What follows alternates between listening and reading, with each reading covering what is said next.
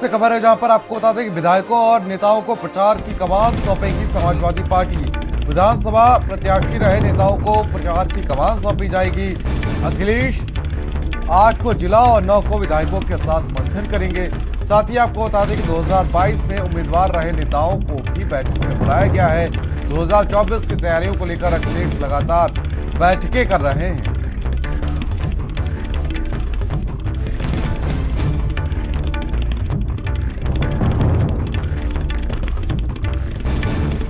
तो 2024 की तैयारियों में समाजवादी पार्टी जुटती हुई नजर आ रही है और यहां पर विधानसभा प्रत्याशी रहे नेताओं को प्रचार की कमान सौंपी जाएगी और 2024 को किस तरीके से फतेह किया जाए इसको लेकर समाजवादी पार्टी यहां पर रणनीति बनाती हुई नजर आ रही है।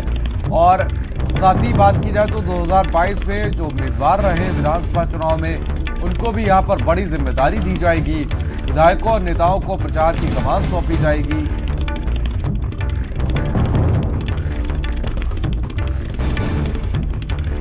बात की जाए तो 8 जनवरी को जिलाध्यक्ष और 9 को विधायकों के साथ यहां पर अखिलेश यादव मंथन करेंगे कि आखिर 2024 की जो नैया है वो कैसे पार लगाई जाए।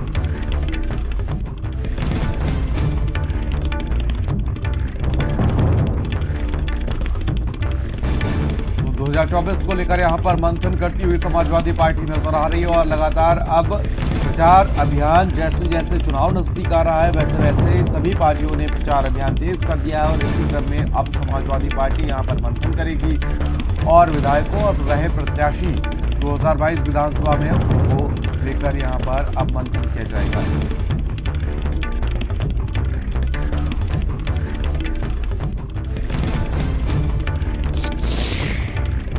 संजय चौहान हमारा संवाददाता तमाम अपडेट्स और जानकारी के साथ जुड़ चुके हैं। संजय, अगर देखा जाए तो अब जैसे जैसे 2024 का चुनाव नजदीक आ रहा है सभी पार्टियां चाहे बीजेपी हो चाहे समाजवादी पार्टी हो कांग्रेस तमाम पार्टियां हैं वो अपनी रणनीति तैयार कर रही है। लेकिन यहां पर देखा जाए तो समाजवादी पार्टी अब एक नए पैतरे को अपना रही है। जो 2022 विधानसभा चुनाव में जो प्रत्याशी रहे जो विधायक बने उनको एक बड़ी जिम्मेदारी यहां पर देने का काम किया जाएगा। बिल्कुल मैं बताऊं आपको कि 2024 को लेकर के समाजवादी पार्टी बिना शोर शराबे के चुपचाप जमीनी चीज़ें कैसे मजबूत की जाए, बूथ कैसे मजबूत किया जाए उसको लेकर के तैयारियां कर रही है और यही वजह है कि लगातार उनकी बैठकें पिछले दिनों से चल रही हैं। और आगे अगर बात करें तो 7, 8, 9, 7 तारीख को अधिवक्ता महासभा की बड़ी बैठक है। पूरे प्रदेश के अधिवक्ता जो है वो प्रदेश की राजधानी लखनऊ के मुख्यालय सपा के पहुंचेंगे। वहां पर उनके साथ पीडीए के जरिए मंथन किया जाएगा। उसके बाद 8 तारीख को जिला अध्यक्ष और 9 तारीख को विधायक जो विधानसभा में प्रभारी रहे और साफ तौर पर जो उम्मीदवार रहे उनके साथ बैठक की जाएगी और ये मंथन किया जाएगा कि आखिरकार किस तरीके की आगे की रणनीति बनाई जाए।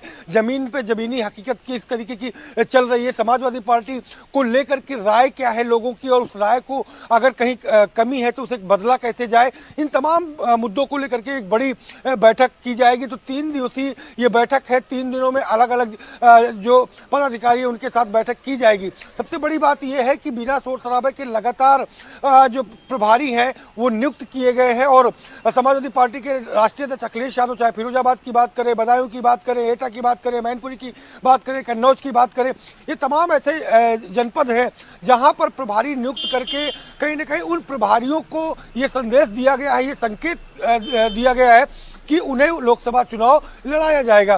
तो ऐसे में अब विधायक और विधानसभा में उम्मीदवार रहे लोगों को प्रचार की कमान भी सौंपी जाएगी कि वो हर विधानसभा में अपनी अपनी विधानसभा में जहां पर उन लोगों ने विधानसभा जीत करके विधायक बने हैं या फिर जो उम्मीदवार रहे हैं भले ही कम अंतर से हारे हो, तकरीबन 100 ऐसी सीटें हैं जो समाजवादी पार्टी 500 से 1000 और 5000 के वोटों के जो है कमी से हारी थी। वहां पर भी उन विधानसभा के उम्मीदवारों को कहीं ना कहीं प्रभारी के तौर पर नियुक्त किया जाएगा और उन्हें प्रभार सौंपा जाएगा कि वो जाएं और अपनी विधानसभा में लोकसभा चुनाव को लेकर के प्रचार प्रसार करें और उनको उनकी जिम्मेदारी पूरी तरीके से नियत और नियुक्ति ये अपने आप में बड़ी अहम हो जाएगी कि हर विधानसभा में अगर जो उम्मीदवार या विधायक तैयारी करता है तो लोकसभा जीतना आसान हो जाएगा। तो 2024 में गठबंधन हुआ है और गठबंधन के साथ जो भी सीटें समाजवादी पार्टी के हाथ में आएंगी और उन सीटों पर कैसे परचम लहराया जाए और ज़्यादा से ज़्यादा सीटें जीती जाए, उसको लेकर के बेहद खास रणनीति बनाई जा रही है।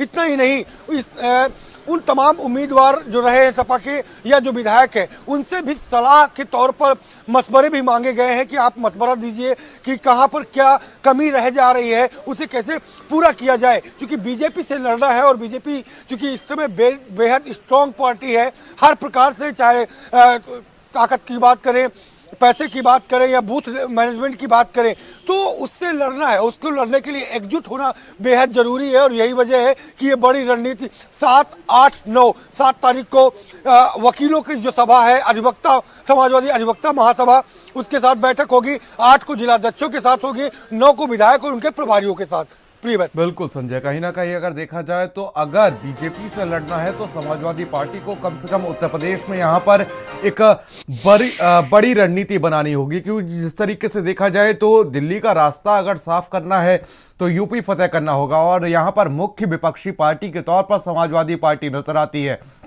और यहां पर अगर बीजेपी को कोई टक्कर दे सकता है तो वो समाजवादी पार्टी है। और ऐसे में समाजवादी पार्टी भी ये समझती है कि अगर यहां पर कोई टक्कर दे सकता है तो वो समाजवादी पार्टी है। तो यहां पर बड़ी रणनीति की जरूर यहां पर चुनौती यहां पर समाजवादी पार्टी के सामने है।